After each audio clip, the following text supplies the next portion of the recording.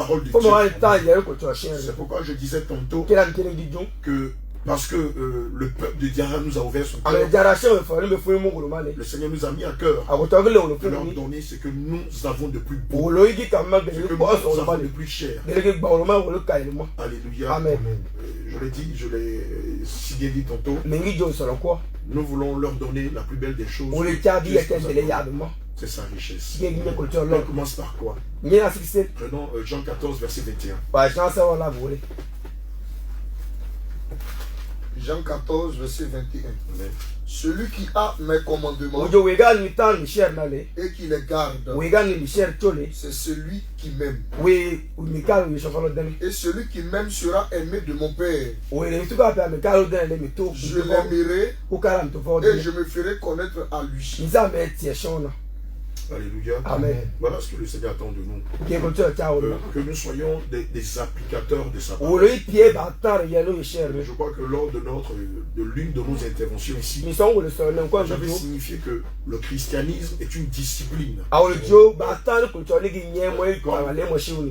Comme le taekwondo, Amen, là, karaté, il y a comme le judoka. Amen, là, je dois Amen. Et le Seigneur veut que nous soyons ses disciples. je suis ciao, le pied, ouais, plutôt. Bon, lorsqu'on parle de disciple, Au sein du plutôt, le cas, non? quand on parle d'un disciple, Pas de plutôt, c'est celui qui épouse, pardon, oui, il y a chaud, on va dire la doctrine il y a un tari. de son maître. Il y a la note, café, cher. Et donc, le maître Café, sinon. est celui-là qui est au-dessus. Il y a Et bien le de disciple est celui-là qui épouse le courant, la doctrine ou la philosophie. plutôt, si de il son y a les maître. temps, il y a les cafés, cher. Amen. Amen. C'est pourquoi je peux dire Qu'il y a pas de que Joe, Christ que le tchole. ne se retrouve pas Qu'il se ouvre, dans la religion, où il y a ser coloni, dans les dénominations. où il y a borani. Mais là où Christ se retrouve, Mais c'est ça, le Christ, c'est là où on l'adore en esprit. Bébé, il y a le propre, il y a Or, pour l'adorer en esprit en Bah, vérité, propre, il y la a première des choses à faire, Osez le guigner, c'est de méditer sa parole. moi il a C'est cher, le premier principe. osez le guiguer. Pour être éveillé, Quand moi pour être réveillé, il il faut d'abord moi que moi celui qui dit qu'il est chrétien, moi moi il celui voilà. qui dit qu'il est disciple, Moi de venir pour doit toi. d'abord méditer la parole Oui, il est de pas Dieu. pour toi cher cara. Comment je peux être un mécanicien Mais on devient si je mécanicien. n'ai pas étudié la mécanique? Quand il regarde le séance, Comment je peux être un médecin mais la si vie je n'ai pas docteur, étudié la médecine? qui regarde Comment docteur. on peut dire de moi Mais la que je suis un vie pratiquant du mais il nabudo y a une temps, si je n'ai pas appris le nabudo? il devient Comment on peut dire que je suis disciple de Jésus? avec le milieu que je dis Ou plutôt. à la limite chrétien si je n'ai pas Moi appris peut-être en voilà. Christ? Moi il y a la moelle Oh, la à plus belle façon d'apprendre Christ, ma côté quand j'aime non. c'est de lui donner. Gagner. C'est de se donner du temps Moi il n'est qu'à moi. en méditant sa Moi il a parole. cher tamo. Ensuite, en recherchant sa Voilà. conduite. Moi là au collège ça. Alléluia. Amen. En écoutant Moi nous les cher. enseignements que le Saint-Esprit Moi nous les donne à collège ses ça, tamo serviteurs. le loup. En évidemment les observant. Moi les Et koroshi. comme je l'ai dit tantôt, Mais le video ça en les quoi. mettant en pratique. Moi tari le négé. Malheureusement, dans les faits, Mais aussi koroshi il y a nous là. constatons que beaucoup Chamele. vont à l'église Péché mais ne église au connaissent pas Christ. Pratique si jai. Beaucoup Chamele. vont à l'église Péché mais église ne au sont pas nés de mais nouveau. pas c'est qu'avant. Oh, la naissance, la Bitam nouvelle naissance bis c'est qu'avant. implique une conversion de cœur. Gagner moi il fallait Or, moi si cette conversion de cœur n'est moi pas tu faite, vas moi faut nga fallait. nullement Mais c'est on rien. peut dire de nous qu'on est chrétien. Pas radio moi il était en folie. Les dernières fois, nous nous sommes succédés ici. Là le sol ta. Nous avons eu à mettre le doigt sur l'inceste O le jonkari pikanor qui ka ba. malheureusement est crié ici A o do ginane. à Diara. Kan or na Nous avons mis jara. le doigt sur le fétichisme A o le dia su zur qui ka. malheureusement est crié ici. Ya suru na de jara. Nous avons mis le doigt sur la polygamie A o le qui jo. malheureusement Ya le shi je la est ka. crié ici. Ginane. Nous avons mis le doigt sur la sorcellerie A o le jonka de qui ka. manifeste ici. dans Ya la ville de ginane Diara. jara ni. Mais il y a un autre point sur lequel nous n'avons pas mis le Ya doigt. ga si ba o ga jogu na. Si vous nous le permettez, Il va folo. ce matin nous allons mettre le doigt Wala jogu na. sur ce point. Il y en a quelques-uns. Wa On va jogu ka commencer de. par le principal. Wa selo zulu. Alléluia. Amen. Prenons le livre de Matthieu 36, Wow. Matthieu 5, verset 36, Wa Matthieu nuit là, Matthieu nuit kagulo. et Matthieu 10, verset 33. Matthieu nuit Amen. kagulo. Je peux commencer par Matthieu 10, 33. S'il te plaît. Ok, Matthieu 10, verset 33. Mais quiconque me réunira devant les hommes, Wega mi tie cheme nyen na le. je le réunirai aussi devant mon Ya Père me o tie mi to nyen na. qui est dans le ciel. Wo lo nyen le nyen na. Matthieu 5, verset O wa pa 36. Matthieu mi kagulo. Le Seigneur dit que quiconque me régnera, Ou de show et là, mais tiens tard, non, moi aussi je le régnerai devant mon Père. mais à meu tiens, mais toi, il y a non. Qu'est-ce que ça veut dire? Dis que non, il dit. Beaucoup vont se dire, mais Je laisse ça avec lui. moi je vais à l'église, Mais c'est église ou moi. je n'ai jamais régné Dieu. Mais quand tu as écouté, tu es. Alléluia. Amen. Je vais vous donner un exemple très Il y simple. a un fait à comment? Quelqu'un qui se décarte la peau, Selon il y a où tu es couleur quelqu'un pâle. qui change la couleur de sa À peau, où tu es couleur pâle. il réunit son origine. Ou on sait le tiers. C'est pas ce qu'on dit. Avec le jour. Quelqu'un qui met des faux cheveux Selon il y a un gamin jour. parce qu'elle est complexée par ses cheveux crépus, Ni déjà un jour. elle réunit son origine. Oui, on tient au sel là. Alléluia. Amen. C'est comme si une femme blanche décide de se ternir la peau pour devenir Dimajo, tu as noire. vu ça, rien n'a ou Mais ça qui a veut dire tué. qu'elle réunit son identité. Oui, oui, tu es couleur pâle. Or ici, régner Dieu, Ni que tu as fait, ni que tu as c'est tué. d'abord régner son identité. Qui n'y a moins de tiers, Et mon frère. donc le chrétien, Tu as pensé il là. va changer la couleur de sa peau. Oui, il y a là. Ce chrétien réunit Dieu. Tu as pensé que tu es couleur pâle, ou que tu as tué. Aussi simple que cela soit.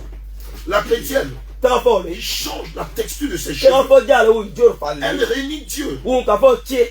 La chrétienne, T'as qui met pas des dit. faux ongles, Ou le cannibale. ou des faux cils. Ou le jour est Et cannibale. cette chrétienne réunit Dieu. Ou que tu as tué. Alléluia. Amen. Le chrétien qui se tatoue le Tu as corps, pensé qu'il y a nous tiers tatoué. il réunit Dieu. Ou que tu as tué. Le chrétien ou la chrétienne, Tu as pensé qu'il y il va a. se percer le corps. Ou le nabou Et tiers. il va mettre des bijoux. Vite, Ce le qu'on wena. appelle des piercings. Vite, le wena. Réunit Dieu. Ou que tu as tué. La chrétienne Tu as va pensé changer la texture de ses ou le ongles y a le bouc en à mettant de faux ongles. Vite, cannibale. Et la vérité réunit Dieu. Que tu as tué.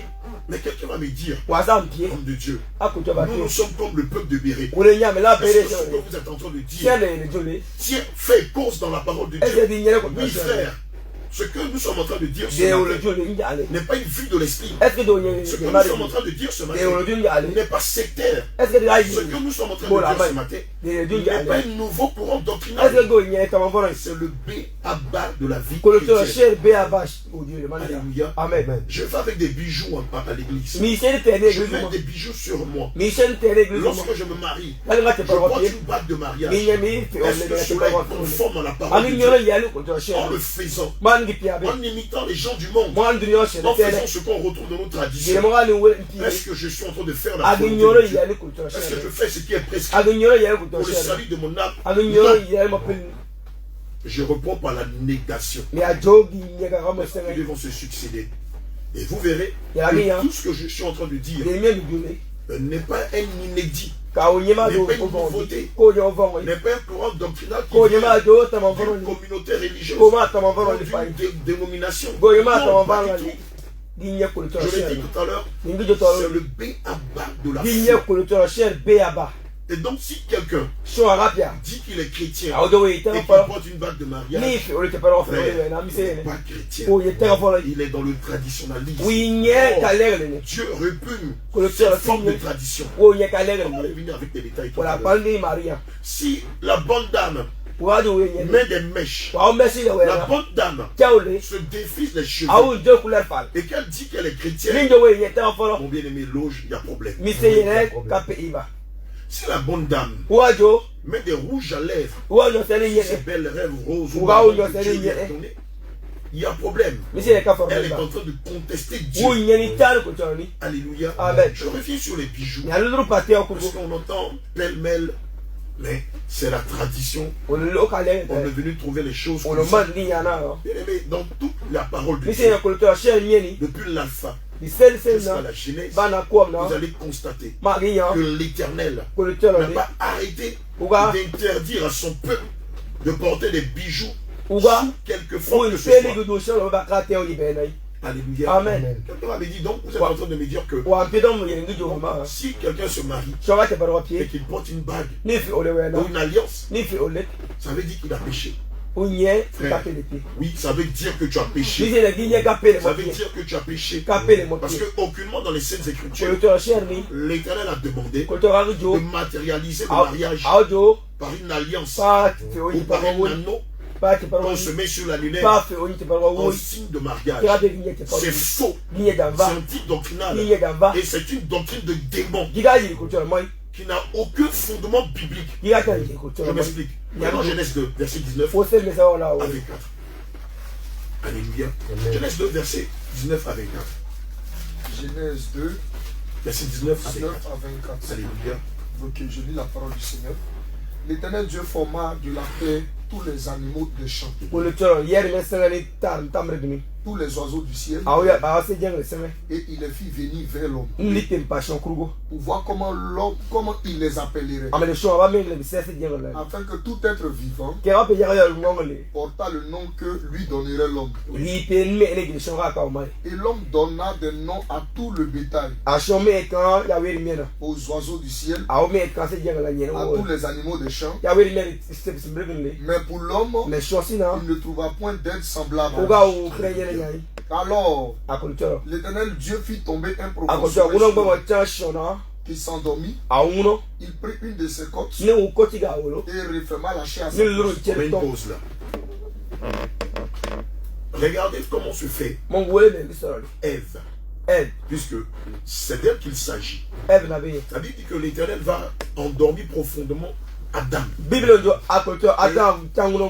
va retirer de sa côte, de lui, une côte avec laquelle il fera Ève. Il y a eu du sang qui a été versé. Il y a eu du sang. On dira même que pour la toute première fois, il y a eu du sang versé dans la parole de Dieu. C'était lorsque l'Éternel tira une côte d'Adam et en fit Ève. Et donc partant de ce fait-là, de cette portion des Écritures, on va voir que l'alliance qui tisse, qui amène l'homme vers la femme, ce n'est pas un objet matériel, mais c'est principalement une alliance de sang. Alléluia. C'est d'abord une alliance de sang. C'est pourquoi on utilise le mot c'est ma côte. Qui était tiré de moi, dont j'ai versé mon sang pour l'avoir, ou dont je l'ai eu au prix de mon sang. D'ailleurs, c'est pourquoi dans nos traditions, lorsqu'il s'agit du paiement de la dot de la jeune fille, souvent dans certaines us et coutumes, les familles vont dire, chez nous, lorsqu'on vous présente une dot, elle est indiscutable. C'est le prix du rachat de la jeune fille. Et cela démontre que réellement, vous aimez la jeune fille. Mais cette façon de faire les choses n'était que l'ombre des choses à venir. En Matthieu 26, on voit que l'Éternel se prend un corps en Jésus-Christ et subit la même chose. On lui perce le flanc, là où se trouvent les côtes, et de l'eau sort de lui. C'est une alliance, et du sang sort de lui, de l'eau et du sang, ce qui est une alliance en Christ et l'Église. Et donc en Christ et l'Église, il n'y a pas un anneau, mais il y a une alliance de sang, et ensuite une alliance, une autre alliance. On va voir. Alléluia. Genèse 2. Voilà, je suis au verset 21. Au verset 21, c'est ça.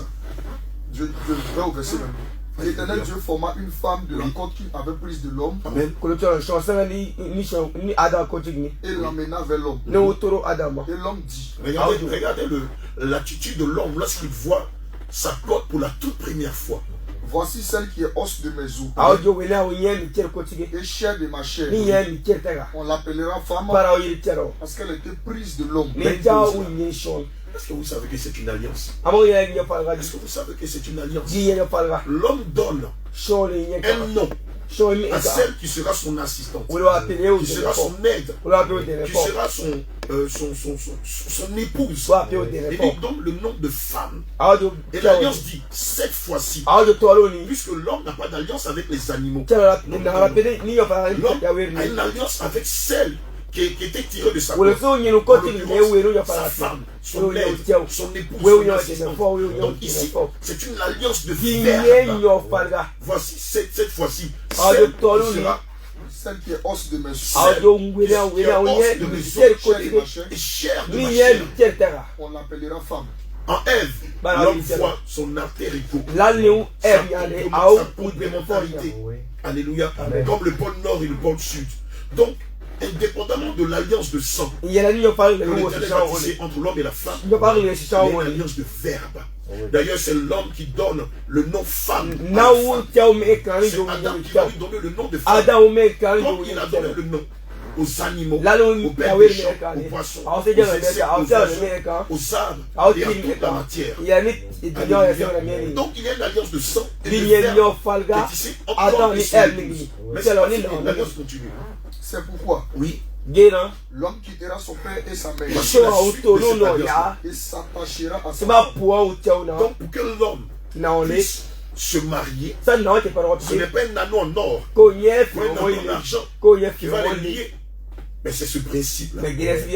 L'homme doit quitter la terre de son père et de sa mère et se mettre en mariage, en alliance de mariage avec celle qui était tirée de lui, de sa côte. Donc, ce qui sous-entend que l'homme doit avoir le sens de la responsabilité. Travailler. C'est une alliance. L'homme doit d'abord quitter le cocon familial. Ensuite, travailler. Ensuite, pouvoir se prendre en charge. Et prendre en charge celle qu'il aspire épouser. Alléluia. Ainsi, on pourra lui donner cette côte-là.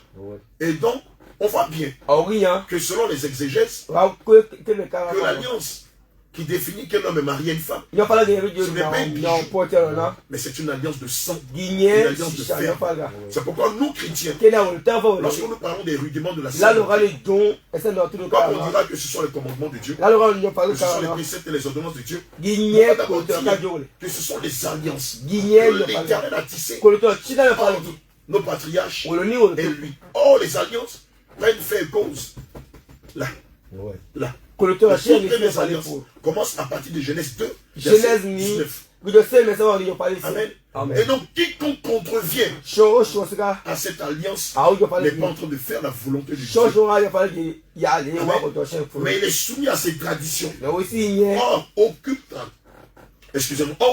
tradition, je dis bien aucune tradition ne serait donner le salut à un être vivant. Je dis bien, et je pèse mes mots. Aucune tradition ne serait donner le salut à aucun individu ici. Mais ce que je dis ne vient pas. C'est écrit dans la parole de Dieu. Prenons Marc 8, il y a plein de passages. Marc 7. Marc 7, verset 8, verset 9 et verset 13. Marc 7. Je commence au verset 7. Ils avaient encore quelques petits poissons. Non. Excusez-moi du coup. Excusez-moi, 7. Après verset 7. C'est en vain qu'ils m'honorent. Regardez ce que le on commence à partir du verset 6, s'il te plaît. Jésus leur répondit. Alléluia. Hypocrite. Hypocrite. Ésaïe a bien prophétisé. Regardez les qualificatifs que l'Éternel donne à tous ceux qui s'associent à leur tradition en pensant que non, c'est dans nos traditions. Mais aujourd'hui, les choses ont changé. On va prendre 2% des Écritures. Marc 7, 6, 9. Et puis aussi, 1 Jean 2. Non, on va prendre Jacques 4, 4. Et je vais passer le flambeau sûrement à un des hommes de Dieu. Donc je continue ici. Mais regardez d'abord comment il est qualifié. Ceux-là qui s'associent à leur tradition, qui associent leur tradition à l'œuvre de Dieu. Ésaïe a bien prophétisé sur lui. Ainsi qu'il est écrit. Oui. Ce peuple m'honore des lèvres. Mais son cœur est éloigné de moi. Il y a d'abord un adjectif qu'il prend pour les qualifier. Il dit quoi? Hypocrite. Donc Dieu dit de tous ceux qui portent des babes de mariage, ce sont des hypocrites. Puisqu'il ne l'a jamais recommandé. Et évidemment, dans le mariage entre l'homme et la femme, j'ai parlé d'alliance de sang et d'alliance de verbe. Mais le verbe dit quoi? Le verbe dit que lorsqu'on est marié, on est marié sous le sceau de la fidélité. Or, la fidélité est l'un des attributs de Dieu. Lorsqu'on est marié sur le sceau de l'amour. Or, le sceau de l'amour est l'un des attributs de Dieu. Lorsqu'on est marié, on est marié sur le sceau de la soumission. Or, Dieu exige à la femme qu'elle soit soumise à son mari. Et son mari, verset 25, verset 22 à 25. Amen. Et donc, on va voir les caractères qui sont liés au fruit de l'esprit, qui font partie de l'alliance qui doit exister entre l'homme et la femme. Et donc, du coup, ce n'est pas un anneau. Dès qu'on dira, maintenant, nous, c'est dans nos traditions. C'est en vain qu'il m'honore. C'est en vain qu'il m'honore. en donnant des préceptes qui sont des commandements d'hommes. Nous, dans notre église, quand on se marie, le pasteur doit consacrer la bague de mariage. Le pasteur s'est viandé. Il s'est lié de Dieu. Il n'a pas le Saint-Esprit. Parce que s'il avait le Saint-Esprit lui aurait dit, mon fils, les anneaux que tu es en train de consacrer, tu es en train de pousser mes enfants à s'allier en mariage avec des dieux étrangers et à se souiller par ces idoles-là. Mais comme il n'a pas la révélation, le pasteur dans son égarement, dans ses errements, va consacrer une bague que Dieu n'a jamais ordonnée, ni dans l'ancienne alliance, ni dans la nouvelle alliance. C'est risible. Et donc du coup, ils sont dans la chair, dans la tradition. À la limite, on peut considérer tous ces pasteurs qui consacrent des bagues comme des féticheurs de poro, comme des féticheurs de Wombele, comme des féticheurs de Nankrocha, comme des féticheurs de Kondro, comme des féticheurs du vaudou, de Tanoé ou de Bla. Ils n'ont rien de Dieu. Parce que le divin ne s'associe pas à ce qui est profane. Or, ces choses sont profanes. Alléluia. Amen. L'homme de Dieu il est en train de noter quelque chose. On est toujours dans le livre de Marc 7. Oui, je suis dans le livre de Marc 7. Amen. Je lis, continue maintenant, je suis au verset 8. Vous abandonnez le commandement de Dieu et vous observez la tradition des hommes. Voilà de quoi nous sommes en train de parler.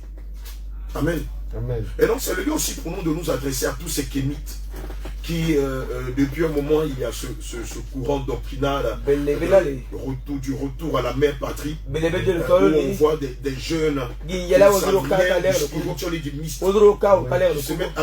se mettent à prendre fait cause de la tradition. Mon bien-aimé, je vais les prendre au mot. Mais ce qu'ils savent, c'est qu'ils se cachent derrière la tradition. Est-ce qu'ils savent? Est-ce qu'ils maîtrisent la pertinence des rituels, des sacrifices, des libations, des invocations? Est-ce qu'ils savent ce qui se cache derrière les adorations des eaux? Est-ce qu'ils peuvent supporter les conséquences de leurs propos, poussant des jeunes sans intelligence, mal affermis, des fablettes, en leur disant non, nous devons retourner aux sources. Mais la source, ce n'est pas la tradition. L'origine de toute chose, ce n'est pas la tradition. L'origine de toute chose, c'est la parole de Dieu. Et même nos pères avant nous le savaient. Alors, je termine. Donc, pour dire quoi? Que si quelqu'un, un pasteur consacre une bague de mariage, si les personnes se faisant appeler chrétiens, ils ne sont pas soumis à la volonté de Dieu. Ils ne sont pas en train d'obéir à la parole de Dieu. Mais ils obéissent à des valeurs qui sont liées à leur tradition. Or, ces valeurs ne peuvent donner le salut. Quelqu'un va dire, mais on est en 2025. On est à l'ère du verso. Les choses ont changé. Donc, si les choses ont changé, naturellement, il faut se laisser modeler par le changement. Et non, Jacques 4.4, je vais l'arrêter là. Jacques 4.4. Alléluia. Adultère que vous êtes. Regarde ce j'ai mal au cœur quand je le dis. Le Seigneur dit quoi d'eux? Adultère que vous êtes. Ne savez-vous pas que l'amour du monde est inimitié contre vous? Frère, Dieu ne se modèle pas. Non, Dieu ne change pas. Dieu est égal à lui-même. Il est égal à sa parole. Et donc si quelqu'un dit que nous sommes à l'ère du verso, nous sommes à l'ère du modernisme. Et donc il faut vivre sa chrétienne selon l'ère du modernisme. Frère, tu n'as rien compris à Christ. Frère, je suis désolé. Tu n'as absolument rien compris à Christ. Tu dois te repentir et rechercher le renouvellement de l'esprit. Si réellement nous disons que nous sommes Christ, je l'ai dit d'entrée de jeu, nous devons être attachés, non pas aux valeurs traditionnalistes, non pas au modernisme, mais aux saintes écritures. Point final. Si les gens veulent se garer en portant des bagues de mariage, laissez-les se garer. Si les gens veulent se perdre en se déchirant le corps, pour mettre des boucles d'oreilles, des bijoux, pour se décaper la peau, laissez-les se perdre. Mais vous, cherchez la pureté, la sainteté, la vérité, la justice. Frère, la Bible dit dans le livre d'Exode 20 au verset tu ne rendras pas le faux témoignage. Et lorsque tu portes une bague de mariage, tu rends un faux témoignage dans la parole de Dieu. J'entends des gens qui nous disent, mais non, vous ne parlez pas des commandements de Dieu. Les 10 commandements de Dieu sont le résumé des 66 livres que nous avons. On peut même s'appuyer seulement sur les 10 commandements de Dieu pour démonter toutes les doctrines de démons qui fusent dans toutes les obédiences. Donc, lorsque la femme se décape la peau, elle rend un faux témoignage. Lorsque quelqu'un vit dans la polygamie, il rend un faux témoignage de la parole de Dieu. Lorsqu'une femme va se défriser les cheveux, les gars, elle rend un faux témoignage. C'est de ça qu'il s'agit. Et donc c'est le lieu pour nous d'implorer la miséricorde du Seigneur Jésus afin qu'il touche les cœurs de la population de Diarrhée afin qu'ils reviennent aux éléments fondamentaux de la parole de Dieu. Que le Seigneur nous bénisse. Alléluia. Peuple de Dieu, que le Seigneur Jésus-Christ vous bénisse. Alléluia. L'homme de Dieu a beaucoup parlé. Alléluia. Amen. Nous n'allons pas revenir sur ce propos. Nous allons continuer. Alléluia. Le problème aujourd'hui, dans les églises, ce sont les pasteurs. Parce que le Seigneur, comme le dit les Écritures dans la Bible, c'est dans la bouche du sacrificateur qu'on attend. Malachie 2, verset 7. Malachie chapitre 2 verset 7. Je lis rapidement le temps que toi tu trouves le livre de Jean 3, 34. Car l'élève du sacrificateur, doit garder la science. Et c'est dans sa bouche qu'on demande la loi. Donc c'est dans la bouche du pasteur qu'on attend la parole de Dieu. C'est dans la bouche de l'apôtre qu'on attend la parole de Dieu. C'est dans la bouche du prophète qu'on attend la parole de Dieu. C'est dans la bouche du prophète, de l'évangéliste, qu'on attend la parole de Dieu. Mais ce qui est dommage, c'est qu'on n'attend pas la parole de Dieu dans leur bouche. Pourtant, ils se disent qu'ils sont envoyés de Dieu. Pourtant, si quelqu'un est envoyé de Dieu, Jean 3, 34 dit quelque chose. Car celui que Dieu a envoyé, lui, dit les paroles de Dieu. Parce que Dieu ne lui donne pas l'esprit avec lui. Donc, celui qui vient de la part de Dieu, il ne peut pas se permettre d'aller contre les Écritures. Celui qui vient de la part de Dieu ne peut pas aller contre les saintes Écritures. Parce qu'il a été envoyé de Dieu. Alors que les Écritures nous disent que toute Écriture est inspirée de Dieu. Donc si quelqu'un est envoyé de la part de Dieu, il doit dire la parole de Dieu. Il doit se conformer à la parole de Dieu. Et faire ce que les Écritures déclarent.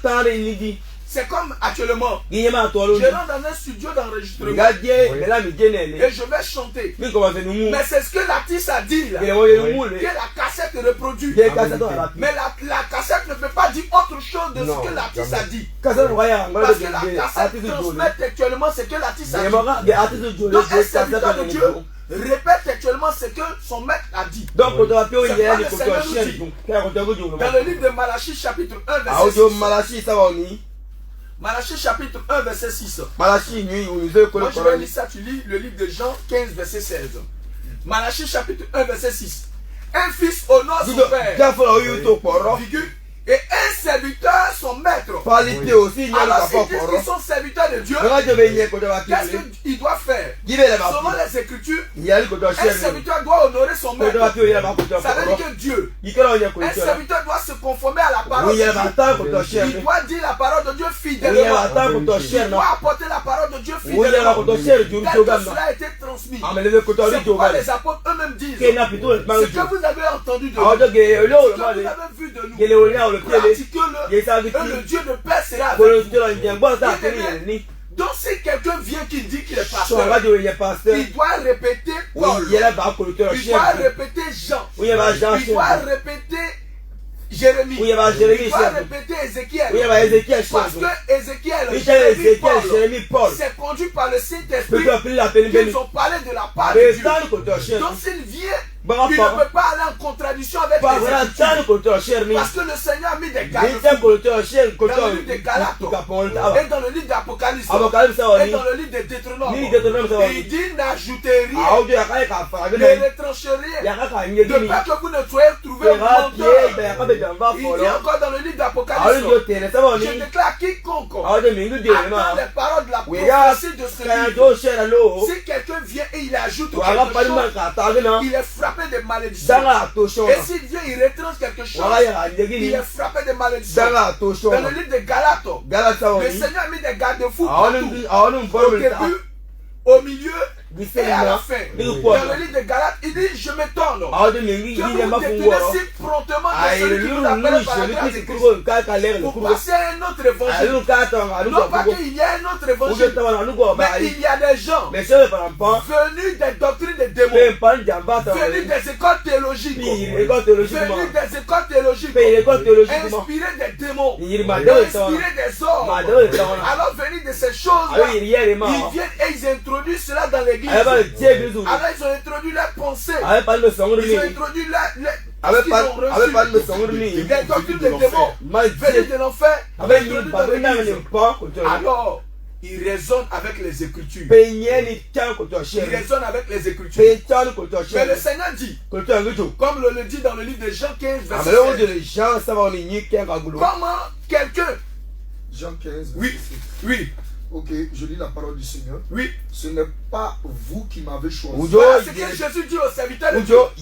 Si tu prétends être serviteur de Dieu, le Seigneur dit ce n'est pas toi qui l'as choisi. Mais c'est Jésus qui t'a choisi. Donc si Jésus t'a choisi, tu dois dire ce que Jésus a dit. Parce que Jésus dit, allez faire de toutes les nations mes disciples. Enseignez-leur ce que je vous ai enseigné. Il le dit dans le livre de Matthieu chapitre 28, verset 19 à 20. Allez faire de toutes les nations mes disciples. Enseignez-leur tout ce que je vous ai prescrit. Donc un serviteur de Dieu qui a été choisi pour Christ enseigne ce que Christ a prescrit. Mais s'il n'enseigne pas ce que Christ a prescrit, c'est un agent de démon, c'est un agent du diable. C'est un ouvrier déguisé en ouvrier d'écrit en langue de lumière. C'est un ouvrier du diable, des ténèbres. Bien aimé, l'adoration, le Seigneur m'a inspiré ce matin même. J'ai commencé à enregistrer en même temps. Alléluia. L'adoration, c'est quelque chose de très important. On ne joue pas avec l'adoration. On a vu dans les Écritures des fils d'Aaron, des Lévites, qui ont joué avec le culte de Dieu.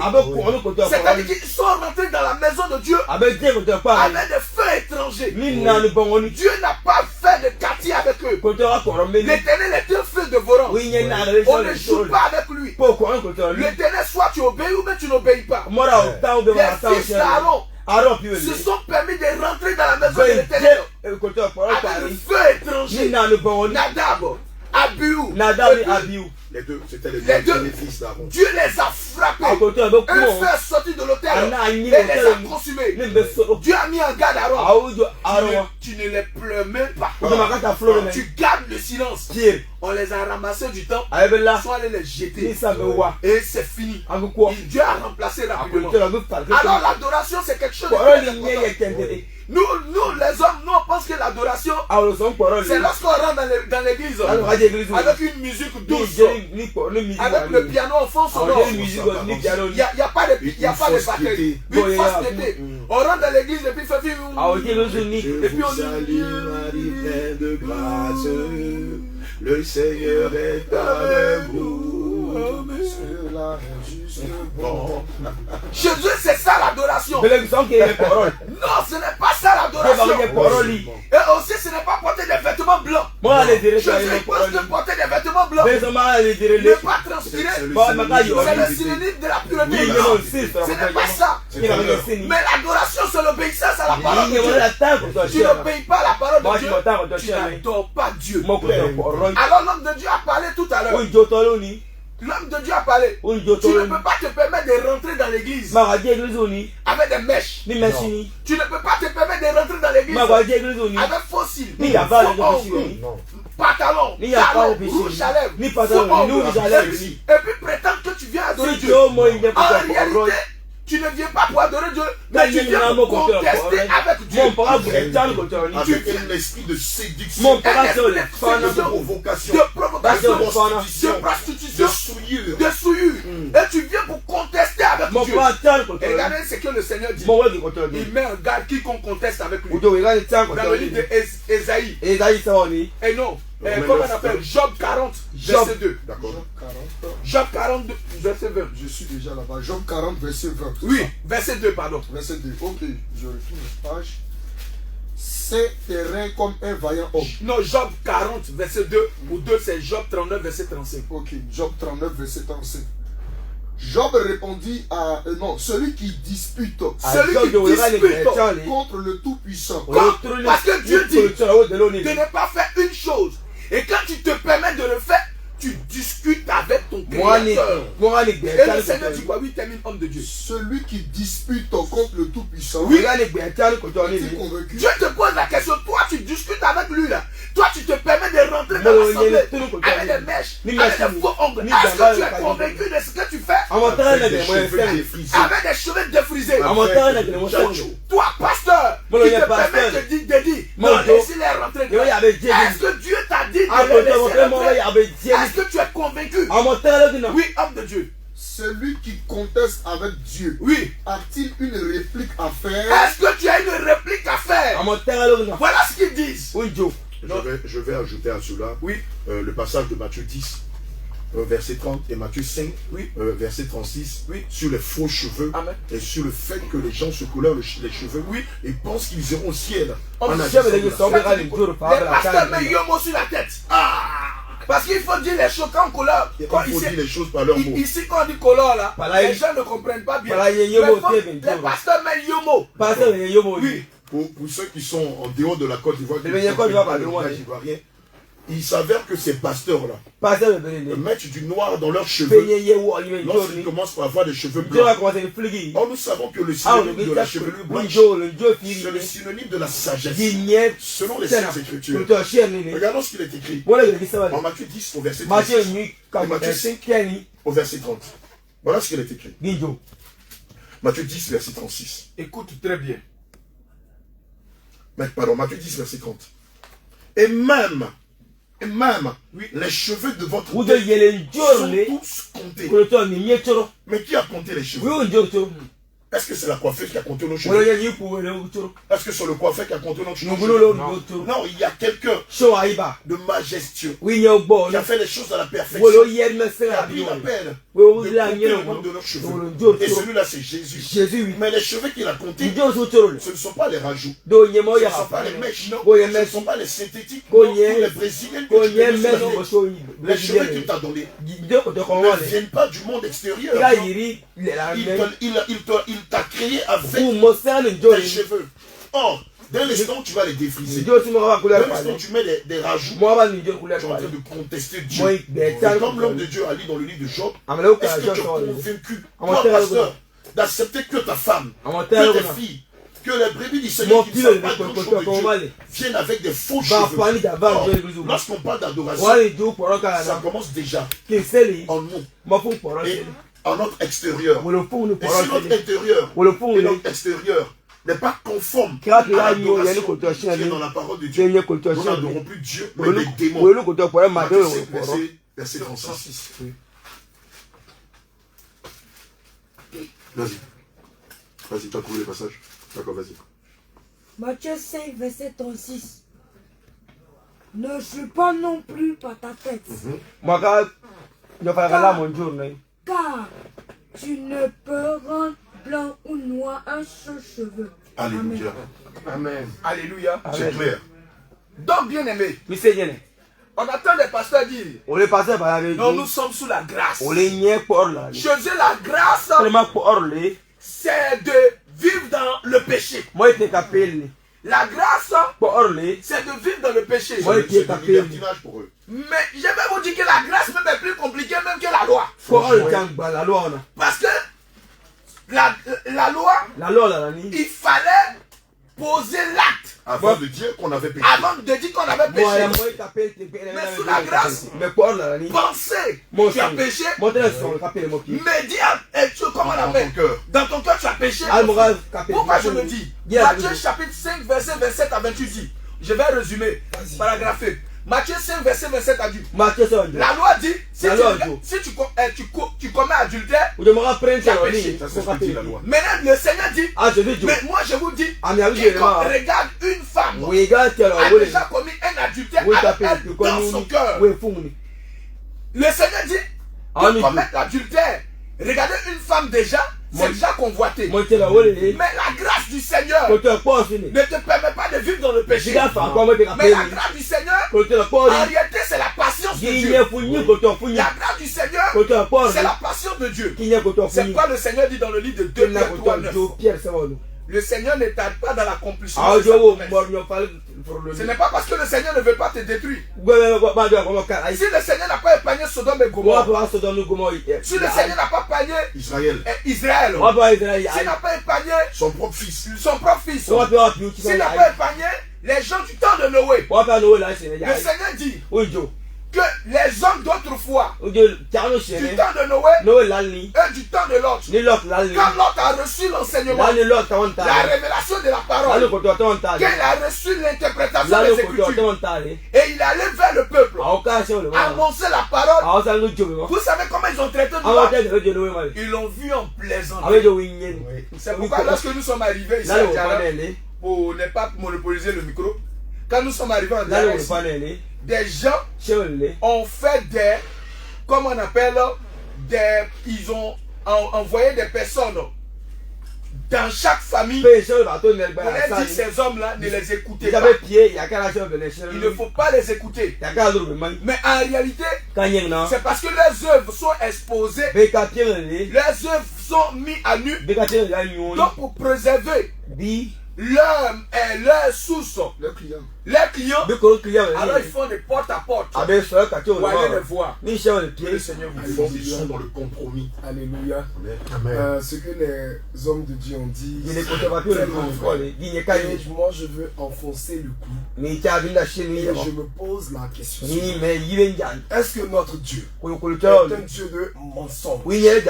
Parce que tout ce que les hommes de Dieu disent, ça attrait au mensonge. Regardons un peu.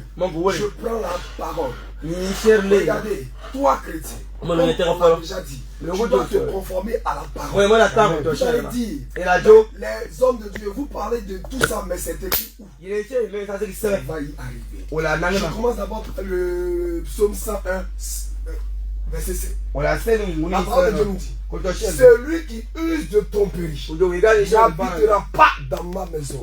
Celui qui dit des mensonges ne subsistera pas en ma présence. Regardons un peu.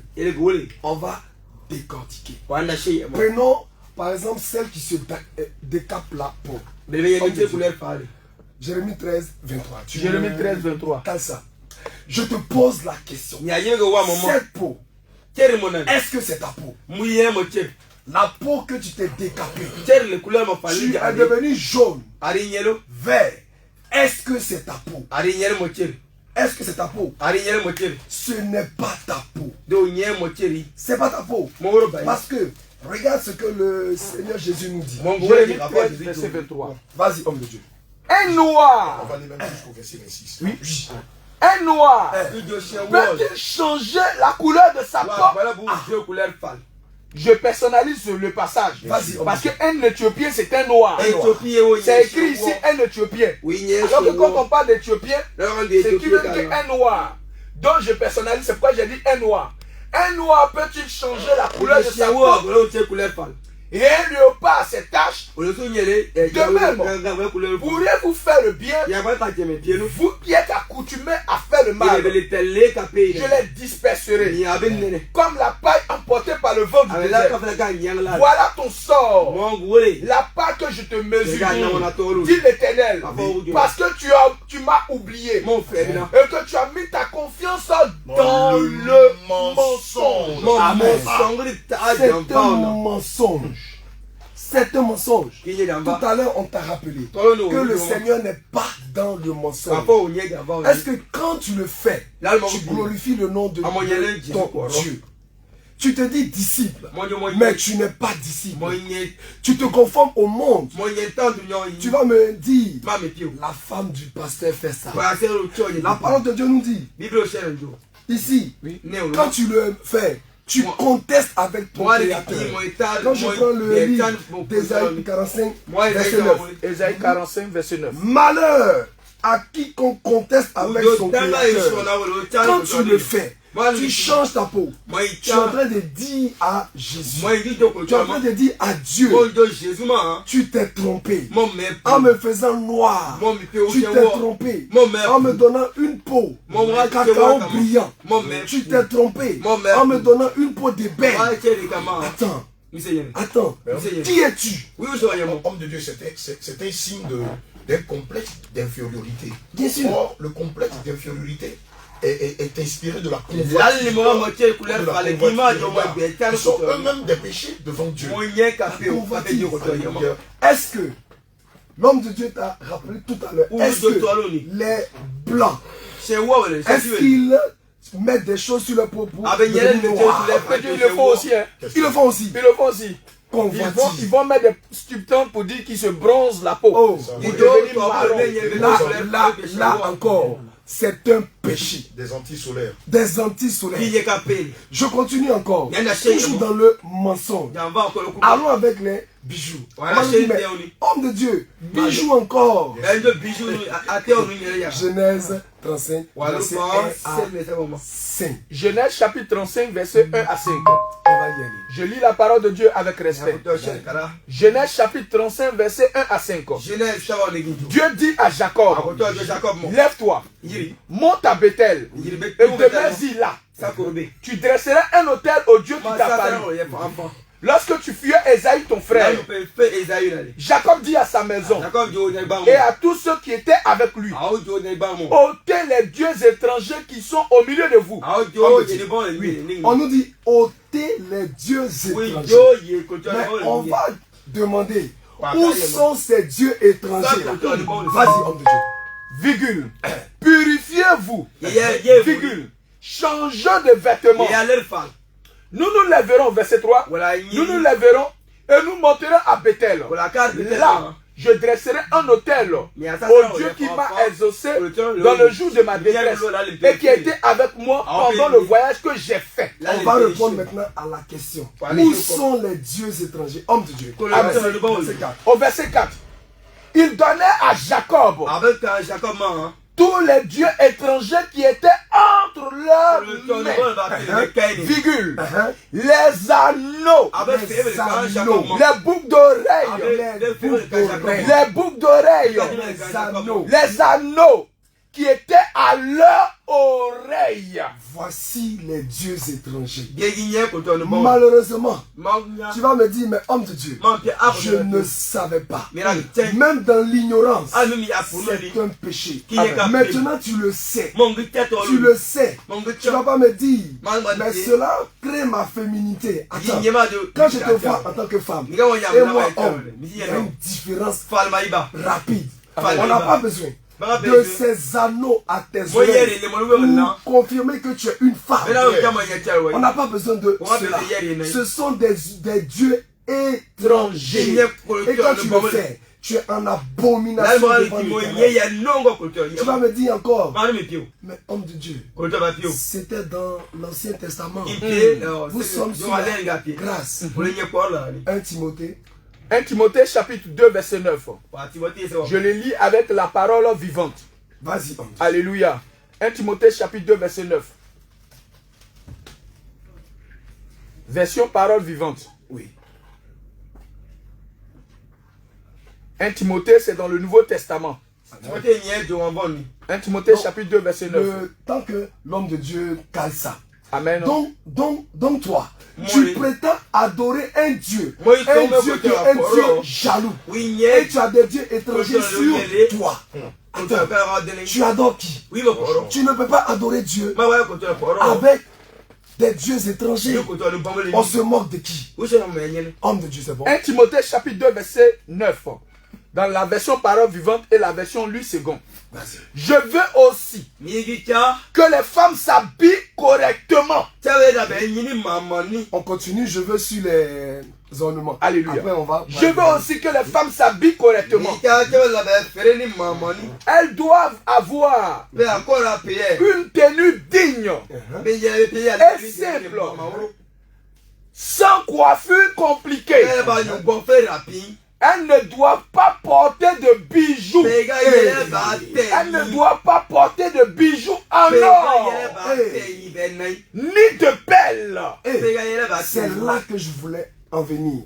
On a sauté un certain nombre de choses qu'on va revenir dessus sur l'habillement. Mais là, comme on parlait des bijoux,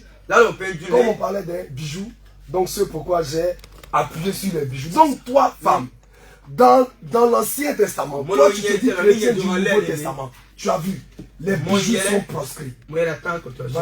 Exactement 10 heures en temps universel. Et donc si vous venez de nous prendre en marche sur la bande de 91.3 en FM stéréo, la radio La Voix du Bateau, c'est juste vous rappeler que vous êtes bien sûr à l'exhortation radiophonique du Réveil International Jésus revient sur la radio de Dianra. Et nous sommes en train de parler bien sûr des ornements, des bijoux et puis du faux culte adressé à l'Éternel notre Dieu.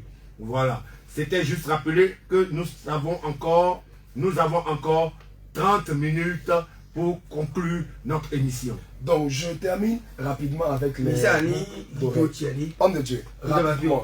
Dans le livre d'Exode 20 à partir du 21, à partir du verset 5. Rapidement, je termine avec les boucles.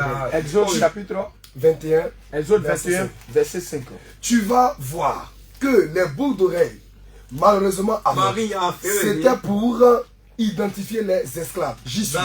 Si l'esclave dit, j'ai mon maître, ma femme et mes enfants, je ne veux pas sortir, alors son maître le conduira devant Dieu et le fera approcher de la porte ou du poteau.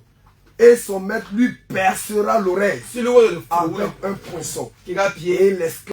Verset 2 à 3. Je dis que tu ne nous as pas dit la vérité. Exode 32, 2 à 3. Exode 32, verset 2 à 3. Je lis la parole de Dieu. Aaron leur dit, ôtez les anneaux d'or qui sont aux oreilles de vos femmes.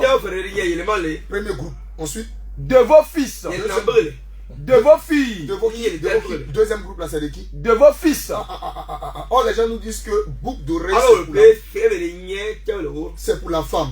Mais tu vois, quand on lit ici, on lit les anneaux étaient aux oreilles de fils. De vos femmes. De vos femmes, virgule. Maintenant, où ils ont levé ça? Quand tu prends Exode 11, Exode chapitre 11, à partir du verset 2. À partir du verset 2. Oui. Exode 11, verset 2. Oui. Je lis la parole de Dieu avec respect. Oui. Exode 11, verset 2. Exode chapitre 11, verset 2. Oui. Parle au peuple. Pour que chacun demande à son voisin. Chacun à sa voisine. Des vases d'argent. Et des vases d'or. L'Éternel fit trouver grâce au peuple, aux yeux du peuple. On va s'arrêter là. Donc ça veut dire que le peuple d'Israël en Égypte, ils n'avaient pas de vase d'or. Parce que s'ils en avaient, Dieu n'allait pas dire à leur demander. Ça veut dire qu'ils n'avaient pas cette pratique-là chez eux. Mais c'est là séjour en Égypte. Quand ils sont sortis de l'Égypte, la manière de faire des Égyptiens, ils ont répété cette manière. Donc selon la manière de faire des Égyptiens, les anneaux sont dans les oreilles des fils. Et des filles même. Mais comme l'homme de Dieu vient de le dire, c'est-à-dire que cela démontrait que c'était des esclaves. Alléluia. Donc c'est-à-dire qu'un vrai fils de Dieu ne peut pas imiter la manière de faire des païens. Ne peut pas imiter la manière de faire des Égyptiens. Alléluia. Maintenant on va se poser la question. Est-ce que quand on a ces anneaux-là, est-ce que la gloire de Dieu peut descendre? Exode 33. Exode chapitre 33. Oui, oui. Verset 1. Oui. Exode 33, verset 1 à 6. Oui. L'Éternel dit à Moïse, va, pas d'ici, Toi, le peuple que tu as fait sortir du pays d'Égypte, monte vers le pays que j'ai juré de donner à Abraham, à Isaac, à Jacob, en disant, je le donnerai à ta postérité. J'enverrai devant toi un ange. Et je chasserai les Cananéens, les Amoréens, les Hétiens, les Phérésiens, les Héviens et les Jébusiens. Monte vers ce pays où coule le lait et le miel. Mais je ne monterai point. Dieu dit que lui ne monte pas. Maintenant, on peut continuer. Je ne monterai point au milieu de toi, de peur que je ne te consume en chemin, car tu es un peuple au cou roide. Lorsque le peuple eut entendu ces sinistres paroles, il fut dans la désolation. Et personne ne mit ses ornements. Parce que Dieu dit que si je veux monter au milieu de vos ornements, je vais vous consumer. Maintenant, quel est ce Dieu-là qui interdit ça ici? Et quel est ce Dieu qui se révèle à ses pasteurs? Il dit que c'est autorisé. Or, là, s'il descendait, il allait tuer. Maintenant, quel est ce Dieu-là aujourd'hui? Il change de parole. Alors qu'on dit en lui, il n'y a ni ombre de variation. Il n'y a pas de changement. Maintenant, je me pose la question maintenant. Quel est l'esprit qui anime ces pasteurs? Quel est le Dieu qui leur parle? Il a dit que la femme peut mettre tout. La femme peut faire tout. Maintenant, une question que je veux leur poser. C'est que Pierre a dit. C'est que Timothée, Paul a dit. Au moment où Paul et Pierre étaient là, il n'y avait pas ce qu'on appelle une nouvelle alliance. Non, il n'y avait pas ça. C'est-à-dire qu'il lisait dans l'ancienne alliance. Parce qu'il y a d'autres qui disent que c'est l'ancienne alliance. Mais Pierre dit, ainsi séparait autrefois les saintes femmes qui espéraient en Dieu. Maintenant, quel est ce Dieu-là qui les anime? C'est ça la question qu'il faut se poser. Qui est ce Dieu-là qui le parle? J'ai bien envie de savoir. C'est fort ce que l'homme de Dieu est en train de dire. Quand on lit 1 Pierre 3, 5, au verset 5, il dit ainsi se paraît autrefois. Mais quel était le type de parure qu'elle mettait sur elle? On le retrouve en Galates 5 au verset 20. Voici, parce que la Bible dit quoi? Une parure incorruptible. Qu'est-ce qui peut et qui peut vivre éternellement, qui n'a pas de corruption, qui n'est pas voici les parures que nos mères portaient autrefois, et dont le Seigneur veut que celles qui disent qu'elles sont de Sarah doivent porter aujourd'hui. Mais le fruit de l'esprit, voici la première parure. C'est l'amour. Voici la première parure, femme chrétienne, que tu dois porter. Tu dois le mettre comme un collier à ton cou. C'est l'amour. Deuxième parure, la joie. C'est la joie que tu dois porter à ton doigt. Alléluia. Troisième parure que tu dois porter à tes oreilles. La patience. Quatrième parure que tu dois porter à ta hanche. La bonté. Cinquième parure que tu dois porter à ton poignet. La bénignité. Sixième parure que tu dois porter à ta cheville. La fidélité. Septième parure que tu dois porter à ton nez. La douceur. Septième parure que tu dois porter au bout de tes lèvres. La tempérance. Voici les différentes parures femmes chrétiennes que tu dois porter et qui sont incorruptibles, qui ne peuvent pas prendre la rouille. Voici le type de parure que nous chrétiens devons à la vérité porter, et non pas des objets en or, en argent, non pas des bijoux, non pas des boucles d'oreilles. Maintenant, un jour, un pasteur qui m'a fait sortir Ézéchiel 16. Le fameux Ézéchiel 16. Pensant qu'il a trop donné. Ézéchiel chapitre 16. Ézéchiel 16, verset 10. Je te donnais des vêtements brodés. On va s'arrêter là. Je te donnais des vêtements brodés. Donc, vous voyez, il prend ça pour se justifier. C'est 6 fois à chaque fois. Il dit, papa pasteur, comme toi. Cantique des Cantiques, chapitre 3, verset 10. Je vais le lire. D'accord. Il en a fait les colonnes d'argent. Un dossier d'or. Le siège de poupe. Maintenant, regarde la précision. Au milieu est une broderie. Œuvre d'amour. Donc, quand Dieu dit à Israël, je t'ai donné des vêtements brodés, Dieu dit, je t'ai donné de l'amour.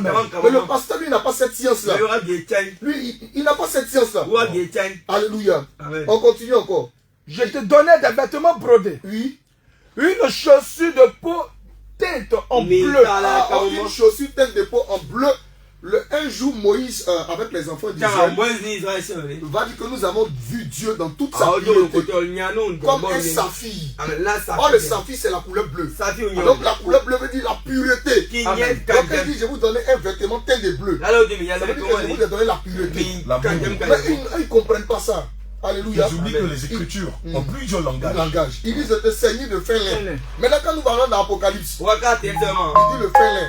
Ce sont les œuvres justes. Donc, c'est la justice. Donc, ça veut dire que quand un pasteur prend ça, il pense que c'est boucle d'oreille naturelle, c'est mèche naturelle, ou bien c'est fin naturel. Maintenant, je lui pose une question. Ici, là, Dieu s'adresse à une femme. Maintenant, la femme, là, c'est une femme physique ou bien c'est une ville? On voit que c'est une ville. Maintenant, est-ce qu'une ville a des oreilles physiques? Pour aller mettre des anneaux à ses oreilles, pour aller porter un félin? Non, le pasteur ne peut pas décoller. Parce que là, il voit que ça ne peut plus aller. C'est trop élevé. Il dit, je te parais d'ornement. J'ai mis des bracelets à tes mains. J'ai mis un collier à ton cou. Or, dans Proverbe 1, on dit que le collier, c'est l'enseignement. Ça veut dire que je vous ai enseigné. Je vous ai donné mon alliance. Mais qu'est-ce que vous avez fait? Vous avez rejeté pour aller servir d'autres dieux. Pour aller dans ce sens, on va prendre 1 Timothée 4, verset 1. 1 Timothée 4, verset 1. Mais l'Esprit dit expressément que dans les derniers temps, quelques-uns abandonneront la foi pour s'attacher à des esprits séducteurs, à des doctrines de démons, par l'hypocrisie, des faux docteurs portant la marque de la flétrissure dans leur propre conscience. Nous sommes dans les derniers temps. De Dieu. Donc ça veut dire que quand tu es dans ces assemblées-là, en réalité, Dieu vous a déjà tué. Il vous a vomi. Vous êtes des morts. Vous avez rejeté. C'est un cimetière même. Comme il a rejeté le grand frère de David. Voilà. Alléluia. Comme il a rejeté Israël. Comme il a rejeté plusieurs personnes dans les Saintes Écritures. Comme il a rejeté Adam et Ève en les chassant du jardin. Parce que Adam et Ève parlaient bouche à bouche avec l'Éternel. Maintenant, homme de Dieu. Oui. Par rapport aux mèches, les femmes disent, mais attends, mèche là même, ça a fait quoi encore? Or, dans les Écritures, la chevelure de la femme est interprétée comme gloire. Tout à fait. Maintenant, pourquoi Dieu donne la longue chevelure à la femme? Parce que la femme est représentée comme l'église. Or, Dieu donne sa puissance à l'église. Ça veut dire que la chevelure de l'église, c'est sa puissance. Maintenant, quand tu vas prendre une autre puissance, une autre pratique, un feu étranger, pour ajouter à ta tête, ça veut dire que tu mélanges la puissance de Dieu à une puissance étrangère. C'est ce qu'on appelle la profanation. Voilà, donc physiquement, une femme qui s'en va prendre les mèches, qui s'en va prendre, c'est pas les rajouts. Ça veut dire qu'à la gloire que Dieu lui a donnée, elle est en train de rajouter notre gloire. Or, quand tu fais cela, on dit que Dieu ne partage pas sa gloire. Je suis un Dieu jaloux. Et maudit cette assemblée-là. Lévitique 10, verset 1er à 2. Les fils d'Aaron, Nadab et Abihu, prirent chacun un brasier. Ils y mirent du feu et posèrent du parfum dessus. Ils apportaient devant l'Éternel du feu étranger. Or, ajouter des faux cheveux, des brésilés dans sa tête, c'est amener un feu étranger. Alléluia. Amen. Ils apportaient devant l'Éternel du feu étranger, ce qu'il ne leur avait point ordonné. Alors le feu sortit devant l'Éternel et les consuma. Ils moururent devant l'Éternel. Alléluia. Homme de Dieu. Oui. En fait, même si on ne monte pas, restons dans la doctrine. Moi, j'aime les choses terre à terre. Ils vont dire, mais homme de tout ça, c'est trop compliqué. Je te pose une question simple. Est-ce que ce sont tes cheveux? Réponds-moi. Est-ce que ce sont tes cheveux? Tu vas me dire non. Jean 4, verset 23 à 24. Amen. Jean 4, et 1 Corinthiens 3, 6. Je peux continuer. Donc, ici, 23 à 24. Est-ce que ce sont tes cheveux? Tu vas dire non. Mais si tu dis non, c'est un mensonge. Est-ce que ton Dieu est un Dieu de mensonge? On connaît le père du mensonge, le diable. Homme de Dieu. Amen. Jean 4, 23 à 24. Alléluia. Oh, c'est intéressant cette émission. L'heure vient. Et elle est déjà venue. Où les vrais adorateurs adoreront le Père en esprit et en vérité. Premier principe. Dieu cherche de vrais adorateurs. Il adore sous deux conditions. De façon spirituelle et sur la base de la vérité. Or, selon 1 Corinthiens 3, verset 16, les Écritures disent: ne savez-vous pas que votre corps est le temple du Saint-Esprit? Et comme Dieu cherche ceux-là qui vont l'adorer en esprit et en vérité, dès l'instant où il y a de la fraude sur mon corps, du coup, je deviens menteur. Dès l'instant où mes cheveux sont faux devant Dieu, je deviens menteur.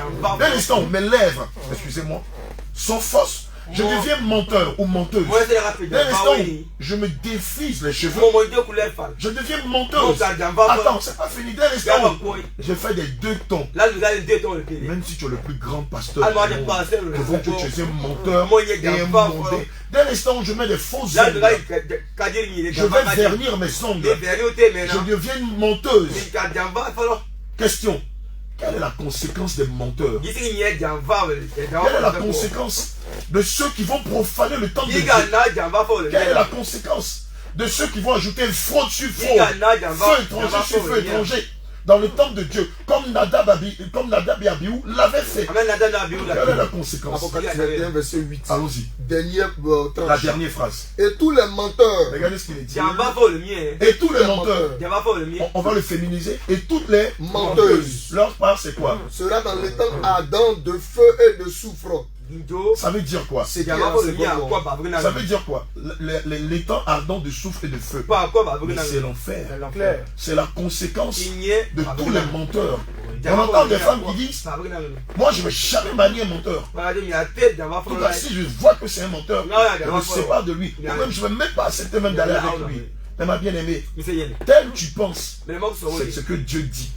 Comme tu ne pourras jamais accepter un menteur, fut-il l'homme le plus riche au monde, Dieu, malgré tous les sacrifices que tu vas faire, si ton temple, si ta conduite, si ton cœur n'est pas associé à la vérité, puisque Jésus porte le nom de Dieu de vérité, il te rejettera. Il te rejettera. Et d'ailleurs, parce que tout ce que tu as sur toi est faux, il t'a déjà rejeté. Et puis ne dis pas que non. Et ne dis pas que non.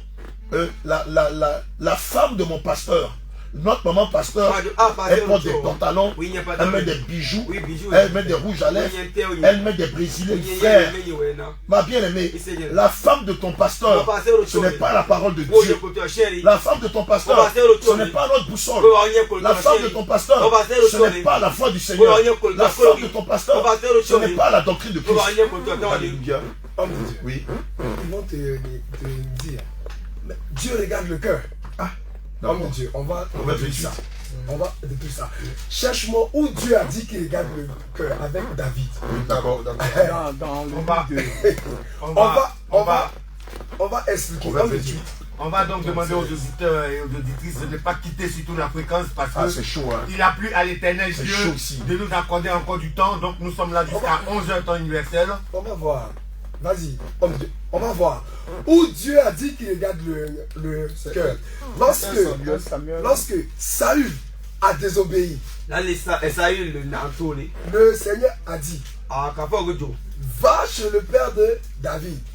Et lorsqu'il est arrivé, il a dit: mais où sont tes fils? Car là où on dit Dieu va, parce qu'on n'a pas le temps, sinon on va lire tout 1 Samuel. Donc 4 ça. Donc ici, on va t'expliquer quelle a été la circonstance. 28, verset 26. Ok, homme de Dieu. La circonstance. Donc, je lis. Ok. 1 Samuel 16, 7. Et l'Éternel dit à Samuel: ne prends point garde à son apparence et à la hauteur de sa taille, car je l'ai rejeté. L'Éternel ne considère pas ce que l'homme considère. L'homme regarde à ce qui frappe les yeux, mais l'Éternel regarde le cœur. Alléluia. Amen. Donc ici, voilà ce sur quoi on s'appuie pour te conduire dans le mensonge. Le Seigneur a dit, ne regarde pas sa belle taille, ne regarde pas son apparence, mais son cœur est loin de moi. Mais moi je cherche un homme selon mon cœur. Et David est appelé l'homme selon le cœur de Dieu. Regarde, si toi, Dieu veut regarder ton cœur, tu es sûr que tu vas t'en sortir. La parole de Dieu nous dit, c'est de l'abondance du cœur que parle la bouche. Si tu t'habilles mal, si tu t'habilles sexy, c'est parce que ça vient du fond de ton cœur que cela se reflète sur ton apparence. Si tu te décapes la peau, c'est parce que tu aimes ça. Que ça se reflète sur ton apparence. Si tu mens, c'est parce que ton cœur, avec tes faux ongles, c'est parce que tu aimes ça. Est-ce que ton cœur, si le Seigneur regarde ton cœur, tu vas t'en sortir? Proverbe 28, verset 26 déclare: celui qui a confiance dans son propre cœur est un insensé. Mais celui qui marche dans la sagesse sera sauvé. Mais je vais abonder dans le même sens que toi, si tu me le permets. Concernant l'histoire d'Éléazar et de David, selon Samuel 16, verset 7. Lorsque le Seigneur dit de David qu'il était l'homme selon son cœur, mais c'est parce que David avait cette qualité-là de l'obéissance aux ordres, aux statuts, au commandement de Dieu. Selon 1 Samuel 15, verset 22. David était obéissant. Mais mon bien-aimé, est-ce que toi tu es obéissant? Ma bien-aimée, est-ce que toi tu es obéissant? Mais c'est de ça qu'il s'agit. Quand on lit 1 Samuel 15, verset 22, les Écritures nous relatent ceci, que l'obéissance vaut mieux que le sacrifice et l'observation. Et l'observation de la parole de Dieu vaut mieux que la David avait cette qualité. Vous allez le voir dans tout le parcours du narratif de David. Il était fort obéissant à Dieu. Jusqu'à même à faire l'équipe odieux sous l'ordre de l'Éternel. Alléluia. Il faisait des choses extraordinaires. Une chose que Saül, le roi Saül, n'a pas pu faire. Quand l'Éternel disait à David, va dans telle patrie et tue tout le monde, depuis le bébé jusqu'au troisième âge, David s'exécutait. Lorsque l'Éternel disait à David, lorsque tu iras en guerre, ne reviens avec aucun butin, malgré tous les butins qu'ils avaient, David ne prenait rien sur lui, sur le peuple d'Israël. C'était quelqu'un d'obéissant. Chose qui manque de façon criarde aujourd'hui au corps du Christ. Donc arrêtons cette hymne nationale toute rouillée en disant que non, Dieu regarde le cœur. Dieu ne peut regarder à ton cœur que si tu lui obéis à la lettre. Mais si tu ne lui obéis pas, arrête de chanter cette fanfaronnade là. Que le Seigneur nous bénisse. Le sang de l'homme de Dieu pour terminer cette partie. Car la désobéissance est aussi coupable que la divination. Et la résistance ne l'est pas moins que l'idolâtrie. Et les théraphines. Puisque tu as rejeté la parole de l'Éternel, il se rejettera aussi.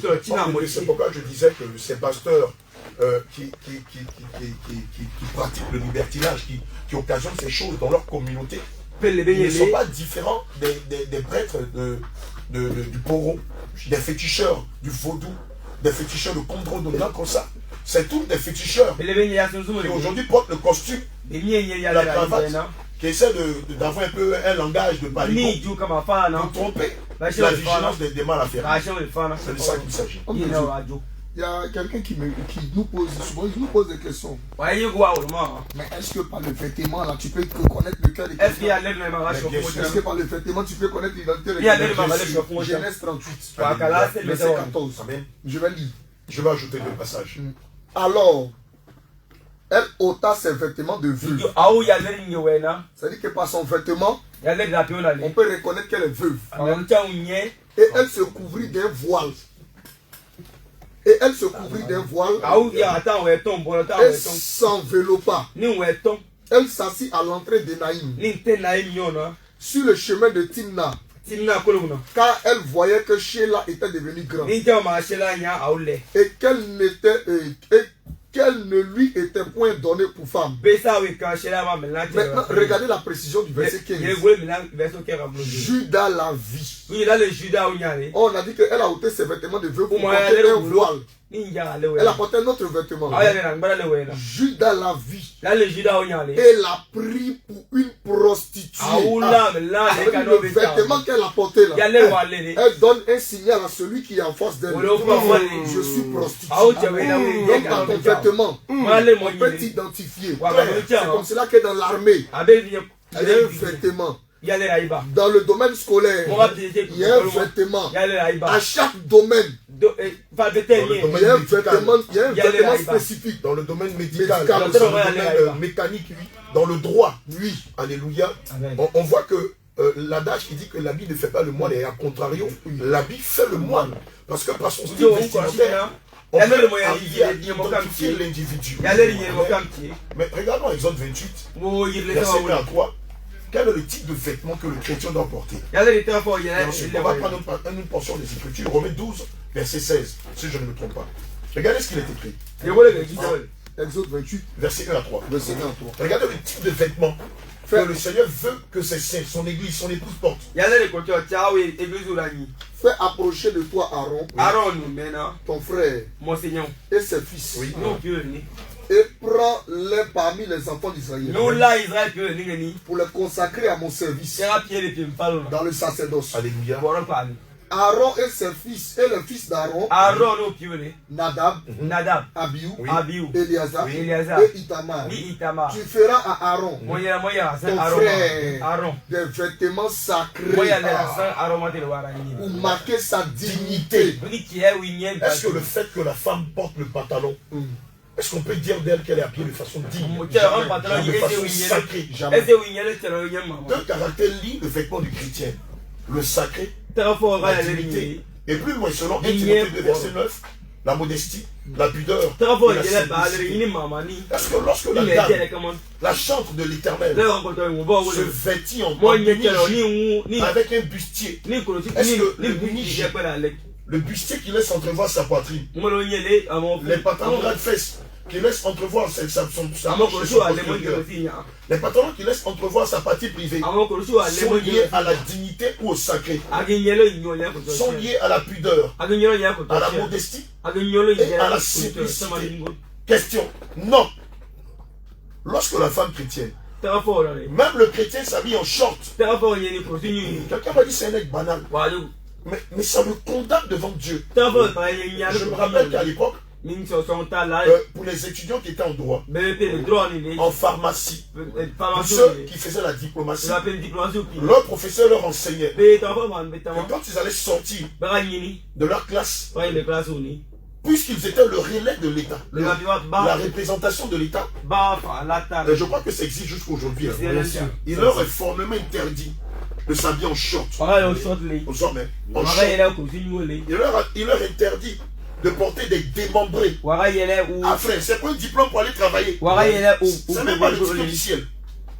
Aux diplomates, aux juges, aux procureurs, aux avocats, aux médecins, aux pharmaciens, et à un certain corps d'élite de l'État. Déjà à l'école, sur les bancs, à l'université, on leur enseigne de s'habiller de façon solennelle. Frère, eux, c'est pas pour aller au ciel, hein. C'est pour maintenir leur emploi. Et lorsqu'ils sont pris en flagrant délit, ils sont mis sous sanction dans leurs différentes corporations. Mais cette façon de choses est inspirée. Timothée 2, verset 9. Amen. Je veux aussi que les femmes, vêtues d'une manière décente, tu vas dire que la femme, c'est vrai, c'est la femme, mais la femme c'est l'église. Donc ça veut dire toi aussi homme, tu es concerné. Bien sûr. S'habille d'une manière décente. Amen. Un autre caractère. Pudeur. En plus de la dignité du sacré, Dieu exige des hommes de Dieu, des servants de Dieu, des enfants de Dieu, de s'habiller avec décence, pudeur et modestie. Voici les 5 caractères qui doivent animer le chrétien et la chrétienne. Mais c'est pas fini. On va prendre une autre portion des Écritures. Romains 12, verset 16, mon amour. Et on va aussi prendre Exode 28, verset 42. C'est la partie qui tue. Exode 28, verset 42. Exode 28, verset 42. Oui. Fais-leur des caleçons de lin pour couvrir leur nudité. Reprends le passage. Fais-leur des caleçons de lin pour couvrir leur nudité. Ils iront. Regardez, le Seigneur même jusqu'à définir le niveau auquel le caleçon depuis les reins, depuis la hanche, jusqu'aux cuisses. Aaron et ses fils les porteront. Oui. Alléluia. Mes frères, je suis sûr et certain que c'est la première fois que tu vois ces passages. On t'a tellement rabâché, tu vas réussir, tu vas te marier, tu vas aller au visa, tu vas aller au Canada, tu vas aller en Angleterre, tu vas aller en France. Frère, c'est ce qu'on appelle le complexe de type. Le pasteur est complexé. Et pour lui, il assimile la bénédiction à un visa. Il assimile la bénédiction à l'Europe. Frère, il y a des personnes qui sont en Afrique, qui ne sont jamais en Europe ni au Canada, mais qui ont réussi excellemment leur vie. Dieu n'est pas venu pour des biens matériels. Les biens matériels ou les bénédictions matérielles sont un bonus, sont un accessoire. Mais dans les Saintes Écritures, il y a quelqu'un qui n'avait jamais connu le bonheur terrestre, mais qui a eu la vie éternelle. Le pauvre Lazare. Alléluia, selon la parabole de Lazare. Alléluia. Comme pour dire quoi?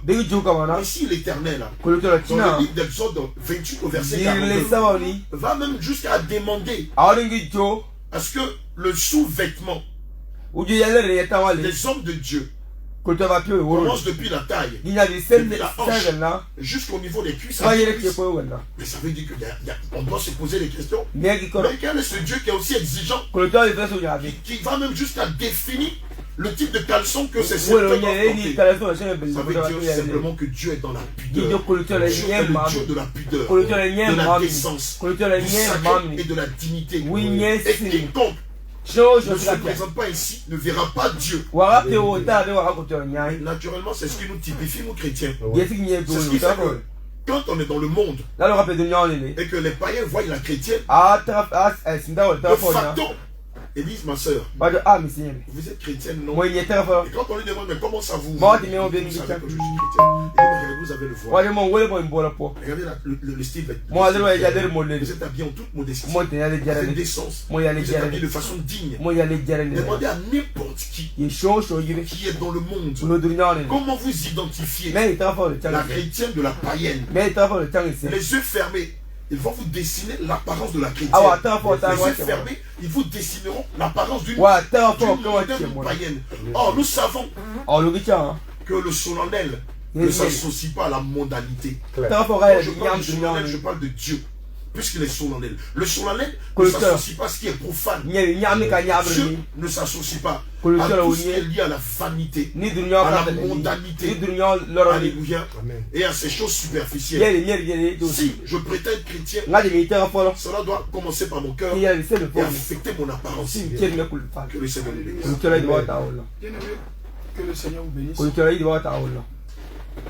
Concernant le vêtement, le premier couturier, c'est l'Éternel. Le premier styliste modéliste. Non, papa, c'est même couturier, c'est même ton protocole. Non, pas couturier. Quand je dis. On dit styliste modéliste parce que c'est son nom. Nous le voyons dans le livre de Genèse 3, verset 20. Qui s'est chargé d'habiller l'homme et la femme? Parce que si tu ne sais pas cela, ça va te créer beaucoup de problèmes. On voit aujourd'hui des prostituées dans l'église. Oui, parce que par ton accoutrement, cela détermine qui tu es. Donc on voit des prostituées dans l'église. Et elles rentrent dans l'église. C'est pourquoi le Seigneur a fait le reproche au sacrificateur. Il a dit au sacrificateur: vous faites de la maison, ma maison qui est appelée une maison de prière, vous faites de cela une caverne de voleurs. On va changer le mot voleur par caverne de prostituées. C'est-à-dire aujourd'hui, si tu cherches des prostituées, tu ne peux aller dans les rues, mais va dans ces synagogues, va dans ces temples, dites chrétiennes. c'est là que tu vas voir toutes sortes d'accoutrements. C'est pourquoi on les appelle des boîtes de nuit. Des boîtes de nuit. Et eux-mêmes pour confirmer que c'est des boîtes de nuit. Lorsque vous allez dans leur temple, vous voyez l'atmosphère. L'atmosphère qui se dégage. Mais c'est l'atmosphère qu'on retrouve communément dans les boîtes de nuit. Jeu de lumière, chantre à la dernière note. Pasteur lui-même qui ressemble à un DJ de décalé, habillé comme un rappeur. Alléluia. Il y a tellement de choses. La maman pasteur qui ressemble à la patronne de la boîte de nuit. Et il y a ses serveuses qui sont ses repéros. Il y a un certain genre musical qui est joué, qu'on retrouve malheureusement dans les maquis, dans les bars, dans les bistrots, dans les boîtes de nuit et dans les belledrums. À Belledrum, là, comment tu traduis ça? On crie de guerre, Jésus, crie de guerre, Jésus, crie de guerre, Jésus, de victoire, Jésus, Jésus, Jésus, crie de victoire, Jésus, Jésus, Jésus, crie de victoire, Jésus, Jésus, Jésus, crie de terreur. En réalité, quand tu entends le nom de Jésus, je te dis en vérité, toi qui étais malade, qui nous écoutes, tu reçois la guérison. Devant le nom de Jésus, tout chez nous fléchit. La maladie fléchit. Bien-aimé, je sais que cette parole te fait du bien. Alléluia. Ton âme est en train de crier Alléluia. Enfin, de la bonne nourriture. Ah oui, ce matin, je reçois de la bonne bouffe émanant du ciel. Pour aller dans ton sang, tu nous disais que notre Dieu est le premier styliste modéliste. Clair. Regardons, Genèse 3, 21. Oui. L'Éternel fit à Adam et à sa femme ils n'ont pas dit l'Éternel a dit à quelqu'un, c'est l'Éternel lui-même qui s'est chargé de coudre le vêtement d'Adam. J'entends les gens qui disent que non, que dans le jardin d'Éden on était nus. Ça veut dire qu'on a ça veut dire que tu lis les écritures en contre-courant. Parce que si tu lisais les écritures conformément selon la parole de Dieu, tu allais comprendre que celui qui a cousu les premiers vêtements, c'est Dieu lui-même. Maintenant, comment il a habillé Adam, cela s'explique dans 1 Timothée. Parce que dans le 1 Timothée, comment Adam était habillé, l'homme de Dieu l'a cité 1 Timothée 2:9. Les deux premières phrases, oui. Je veux aussi. Donc voici comment que les femmes, que la femme, que Adam et Ève, vêtus d'une manière décente, ils étaient vêtus d'une manière décente, avec pudeur. Ce qui fait l'erreur, c'est le système catholique qui envoie le mensonge. Vous savez, avec l'image, ils sont venus détruire l'homme. Déjà, ils ont pris et ils prennent la fausseté. Parce que les gens regardent des films. Où dans les films, ils ont vu Adam avec des feuilles.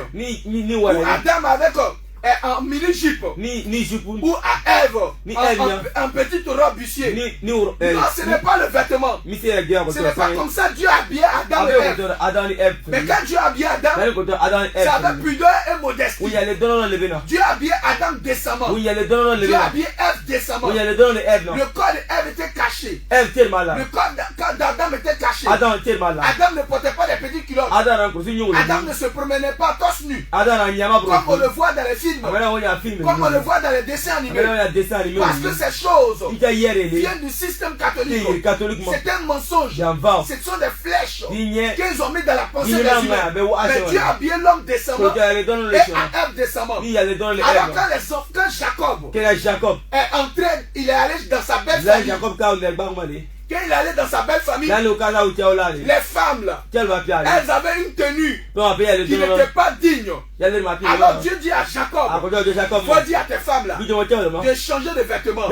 Genèse 35 verset 2. Genèse chapitre 35 verset 2. Et puis quelqu'un prépare Sophonie chapitre 1 verset 8. Genèse 35 verset 2. Oui. Jacob dit à sa maison. Voilà Jacob qui dit lui-même à sa propre maison. Et à tous ceux qui étaient avec lui. Et à tous ceux qui étaient avec lui. Ôtez les dieux étrangers. On a abordé ce sujet. Les bouts d'oreilles, les mèches, les faux cils, les parfums, les pommades, la dépigmentation, toutes ces choses. On abordait ces choses.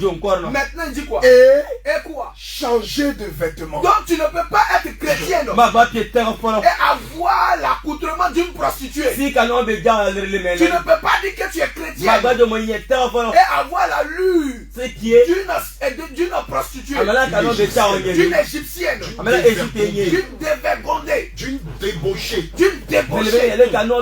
Parce que tu ne peux pas dire cela. Si tu dis cela, tu te fais menteur. Parce que Christ ne ment pas. C'est pas le Seigneur dit que tout homme soit reconnu pour menteur. Et Dieu seul pour vrai. Donc bien aimé, le vêtement Dieu regarde ça. Les hommes de Dieu ont parlé. Le vêtement détermine qui tu es. Alléluia.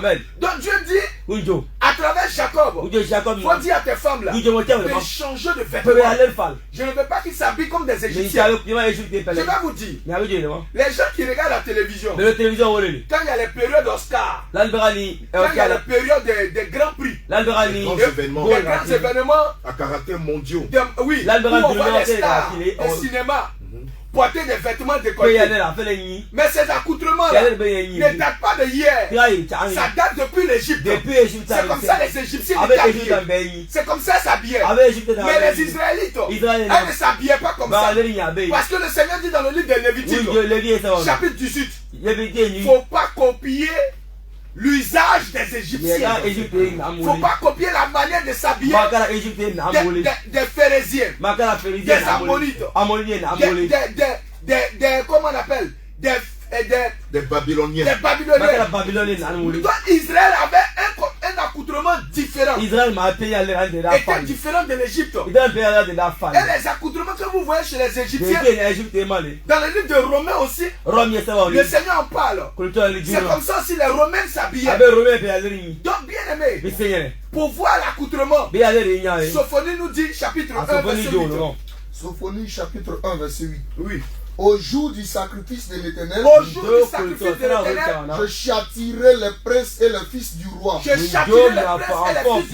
tous ceux qui portent des vêtements étrangers. Oui. Dieu dit qu'il va châtier tous ceux-là qui portent des vêtements étrangers. Les vêtements décolletés, ce sont des vêtements étrangers. Alors que quand on parle d'étrangers, on parle des personnes qui ne sont pas humains. Quand on parle d'étrangers ici, ce n'est pas quelqu'un qui est quitté en voyage, qui est quitté Abidjan pour venir là-bas, qui est venu ici à cause, ici à Djara, qu'on appelle étranger. Mais un étranger, c'est quelqu'un qui est quitté ailleurs et il envoie des pratiques démoniaques. C'est ce que tu appelles étranger. Donc ici, des fils des hommes ont copié les accoutrements des démons. Donc quand vous voyez une femme habillée en bustier, c'est un démon qui l'inspire. Vous n'avez pas besoin de chercher des démons ailleurs. Vous n'avez pas besoin de chercher. Si tu vois une femme en mèche, c'est un démon. Si tu vois une femme porter des collants, porter des cyclistes, mettre ses cuisses, ses jambes dehors, c'est un démon qui agit. Parce que c'est l'esprit étranger qui agit. Quand les gens venaient, qu'on appelle les extraterrestres, ce sont les gens venus d'ailleurs. Ce sont ceux qu'on appelle les étrangers. Alléluia, je vais m'arrêter là. On Dieu pour donner un verset ici. Quand on dit qu'ils sont nus, ce sont des démons. Oui. Parce que d'autres vont dire, attends, l'homme de Dieu là peut-être nous parle mal. Alléluia. Luc chapitre 8, à partir du verset 26. Ils abondaient dans le pays des Géraséniens, qui est vis-à-vis de Galilée. Lorsque Jésus fut descendu à terre, il vint au devant de lui un homme de la ville, un homme de Diara, une femme de Diara, qui était possédé de plusieurs démons. Pour voir si quelqu'un est possédé de plusieurs démons, oui. Depuis longtemps. Depuis très longtemps. Il ne portait point de vêtements. Homme de Dieu. Mais le problème dans tout ça, c'est que ce qui est mal est considéré comme bien. Ce qui est bien est considéré comme mal. Regarde, comment on peut faire la promotion de la nudité. Beaucoup miss. On te donne millions. Les gens regardent ça. Tu te maudis. Quand tu prends le livre de Lévitique 18, tu lis tout le livre. La nudité, quand tu présentes ta nudité, tu maudis tous ceux qui te regardent. Et là encore, c'est grave. Regarde. Quand tu te promènes avec des habits sexy, en Afrique, nos femmes, elles ont des rondeurs. En plus de ça, tu portes un pantalon, tu portes des habits sexy. Tout est dehors. Tout est dehors. Regarde, d'abord, tu pêches contre la parole de Dieu. Parce que ton corps, qui est le temple du Saint-Esprit, tu le souilles. Tu le souilles. Deuxième élément encore. Le Seigneur Jésus nous dit, vous avez appris. Il a été dit. D'abord, sexy là. Il ne faut même pas prendre Bible. Il y a plein de dictionnaires. Oui. Puis on va définir sexy. Sexy. Je suis sexy. Bon, comme on a la radio, sinon on a le filmé. Ça, c'est le dictionnaire Larousse. Sexy veut dire sexuellement attirant. Donc ici, et je suis avec ça pour laisser aussi aux hommes de Dieu de... Donc ici, Matthieu 5 verset 27. Oui. Vous avez appris qu'il a été dit, tu ne commettras point d'adultère. L'homme de Dieu est déjà revenu dessus. Mais moi je vous dis, Jésus vous dit, quiconque regarde une femme pour la convoiter, tu es habillé de manière sexy. Mais les hommes, ils vont te convoiter. Ils vont te convoiter. C'est sexuellement attirant. Tu es sexuellement attirant. Non seulement tu pêches contre ton corps, mais en plus de cela, tu te comportes comme une prostituée. Parce que, regarde, déjà a commis l'adultère avec elle. Mais je vous dis, quiconque regarde une femme pour la convoiter a déjà commis l'adultère avec elle. Donc ça veut dire, toi tu te promènes de manière sexy. Regarde, tu as couché avec tous ceux qui t'ont convoité. Il y a tellement de choses à dire. Les gens nous disent que Adam ne portait pas caleçon. Il se promenait comme ça tout nu. Non, Dieu ne peut pas laisser Adam se promener. Alléluia. Dans le livre de Romains, on dit qu'ils ont péché et ont été privés de la gloire de Dieu. Maintenant, la gloire de Dieu, c'est quoi? Ici dans Job 40, verset 5 pour d'autres, verset 10 pour certains. On dit, honte-toi de magnificence et de grandeur. Révèle-toi, en d'autres termes, habille-toi de splendeur et de gloire. C'est-à-dire le vêtement d'Adam au départ. C'est la gloire de Dieu qui le couvre. Donc Adam n'est pas un peu... Les gens pensent que c'est Kojo au film de Tarzan. Ça les a blagués. Non. Maintenant quand Adam pêche, Dieu retire le vêtement. Dieu retire sa gloire. Mais Dieu va faire grâce maintenant. On lui donne un autre vêtement. Il va y tuer un animal.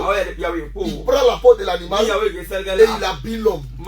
Alléluia. Sinon, il n'y a pas une écriture qui nous dit que Adam, non, il se baladait sa petite. Non, ça c'est faux. C'est parce que les gens ne comprennent pas, ils ne lisent pas en profondeur les écritures. Donc ils pensent qu'on est à l'époque de Tarzan, on est à l'époque de je sais pas de quoi là, où Adam se promenait nu. Dieu avait habillé Adam. Dieu avait déjà habillé Adam. Et lui a donné quel vêtement? Sa gloire. Parce que la gloire de Dieu, c'est la lumière. Et c'est cette lumière qui couvrait Adam. Maintenant, lorsque Adam a péché, la lumière se retire. Voilà pourquoi dans le monde de la sorcellerie, quand quelqu'un vit dans le péché, on le voit dans les ténèbres. Mais quand quelqu'un est en Christ, c'est une lumière. On le voit dans les ténèbres. Quand quelqu'un est en Christ, c'est une lumière. C'est un feu. Donc c'est le vêtement d'Adam au départ. Donc que les pasteurs arrêtent de nous mentir. Franchement, j'aurais voulu qu'on rachète le temps. Il y a tellement de choses à dire. L'homme de Dieu Oven Lucan sur les concours Miss. Voilà. Parce que vous savez que la dépravation des mœurs est progressive dans la société. Exactement. Alléluia. C'est comme ça que le diable travaille. Amen. Par petites touches. Et malheureusement, pour nous qui sommes africains, je dis toujours que l'évangile vient de l'Afrique. Le catholicisme vient de l'Europe. Alléluia. J'entends des gens qui disent non que, mais depuis qu'on suit Jésus, Est-ce que nos pays sont développés? Les Américains là-bas sont chrétiens. Ils sont le pays le plus développé au monde. Donc le développement d'un pays n'est pas lié à l'évangile, mais à la bonne foi. Alléluia. Amen. À la bonne foi des opérateurs qui dirigent ou qui orientent le pays. Malheureusement, le concours Miss ont servi à dépraver nos mœurs. Contrairement aux mœurs que l'évangile apporte. Et les concours Miss prennent fait gauche. Pour dire leur origine du livre d'Esther 2. On va commencer à partir d'Esther 1. Esther 1, verset 10 à 12. Voilà voici l'origine. On va voir l'origine des concours de beauté. Et vous allez voir que c'est aussi le moyen que les hommes va utiliser pour détruire la foi de plusieurs et les amener à diluer les valeurs chrétiennes. Le septième jour, Amen. Comme le cœur du roi était réjoui par le vin, il ordonna à Méouman, à Bista, Arbona, Bita, Abata, Seta, Carcasse, les 7 ennemis qui servaient devant le roi Assyrus. D'amener en sa présence la reine Vasti avec la couronne royale et montrer sa beauté au peuple et au grand, car elle était belle de figure. On continue. Oui, au verset 12. On va au verset 12. Mais la reine Vasti refusa de venir quand elle reçut par les eunuques l'ordre du roi. Et le roi fut très irrité et fut enflammé de colère. Il y a un signe là-dessus. Alléluia. Comme c'était en train de dans le même passage d'Esther, Esther 2, verset 4. Voici l'origine des concours de beauté. Et je me rappelle que le narratif d'Esther ne se passe pas en Israël, mais en Perse. Perse est un pays qui vient de l'Inde. Alléluia. Amen. Allons-y. Esther chapitre 2, à partir du verset 1. Après ces choses, lorsque la colère du roi Assyrus se fut calmée, il pensa à Vasti, à ce qu'elle avait fait et à la décision qu'il avait prise à son sujet. Alors, ceux qui servaient le roi dirent qu'on cherche pour le roi des jeunes filles vierges et belles de figure. Alléluia. Et que le roi établisse dans toutes les provinces de son royaume. On fasse quoi? Qu'on cherche des jeunes filles belles et vierges. Mais n'est-ce pas même la politique de concours de beauté? Exactement. On va chercher des jeunes filles belles de figure, belles, grandes de taille, qui ont certains critères. Voici l'origine des concours de beauté. Mais maintenant, regardons le but des concours de beauté. Que le roi établisse dans toutes les provinces de son royaume des commissaires chargés de rassembler toutes les jeunes filles, vierges et belles de figure, à Suse, la capitale, dans la maison des femmes, sous la surveillance des gays. Les commissaires, ce sont ceux-là, les commissaires chargés des concours de beauté, ce sont ceux-là qui sont les membres organisateurs. Et qui ont pour plusieurs ont des ramifications avec des obédiences sataniques, telles que la franc-maçonnerie, telles que la Rose-Croix, tel que Kanka, tel que le Rotary ou le Rotara ou la jeune chambre. Amen. Je sais de quoi je parle. Et que la jeune fille qui plaira au roi devienne reine à la place de Vasti. Cet avis eut l'approbation du roi et il fit ainsi. Mais naturellement, quand les mix sont élus, à la fin, elles servent à quoi? Elle passe à la casserole. Ça, c'est un langage ivoirien. Elle passe à la casserole. Ça veut dire quoi? Ça veut dire que ces miss-là, ces miss sont pourvus à une prostitution qui ne dit pas son nom. C'est ce qu'on appelle des prostituées professionnelles ou des prostituées de luxe. Or, vous étiez en train de dire tout à l'heure que Dieu réduit la prostitution, que ce soit dans son caractère, que ce soit dans sa façon de s'habiller, que ce soit dans son langage, que ce soit dans sa façon de présenter. Alléluia. Comme pour dire quoi? En conclusion, s'il y a quelque chose que nous devons dire, c'est de dire au peuple de Diarra et aux enfants de Dieu qui nous suivent, mais par le monde, de ne pas se laisser tromper. De ne pas se laisser tromper. Aujourd'hui, beaucoup de féticheurs du vaudou sont devenus des pasteurs, des évangélistes. Beaucoup de féticheurs du porno sont devenus des apôtres. Beaucoup de communiants beaucoup de Bokoro, beaucoup de marabouts en costume cravate sont devenus des éminents pasteurs. Mais évidemment, ils n'ont pas le même langage que nous, puisqu'ils ne sont pas animés du Saint-Esprit. Le langage de vous pousser à vous rébeller contre la parole de Dieu et à pécher contre vos âmes. Mais la conséquence de tout rebelle, c'est quoi? La conséquence de tout rebelle, c'est quoi? Hébreux 9, verset 27.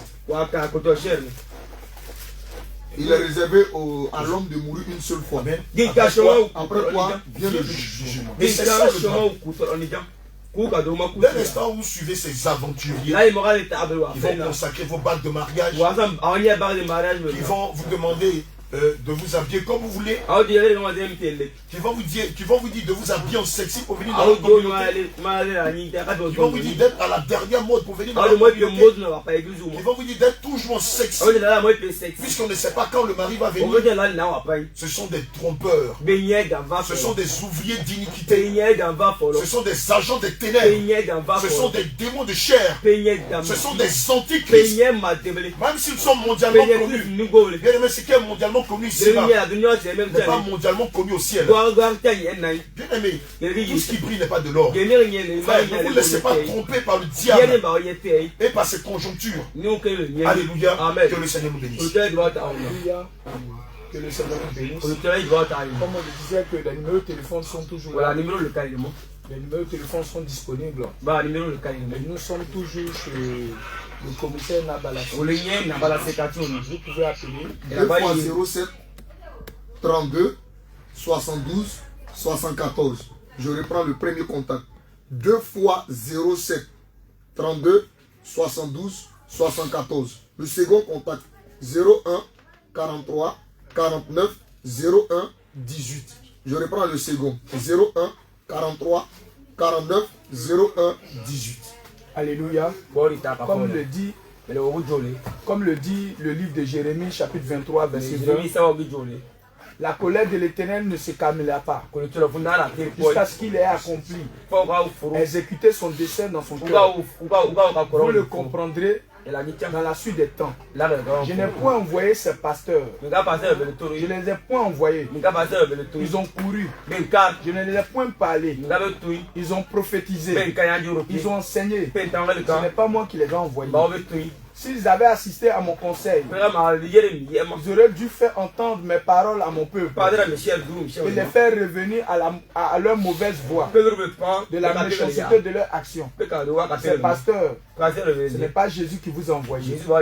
Descendez de la chair, répentez-vous et avouez-vous mensonges. Le Seigneur ne vous a jamais appelé. Allez, shalom, shalom. Cri de guerre, Jésus, cri de guerre, Jésus, cri de guerre, Jésus de victoire, Jésus, Jésus de victoire, Jésus, Jésus de victoire, Jésus, Jésus de terreur, Jésus. Exactement 11h en temps universel, et si vous venez de nous prendre en marche, sachez que nous sommes bien sûr à la fin de notre temps d'antenne. Auditeurs, auditrices, nous vous disons au revoir.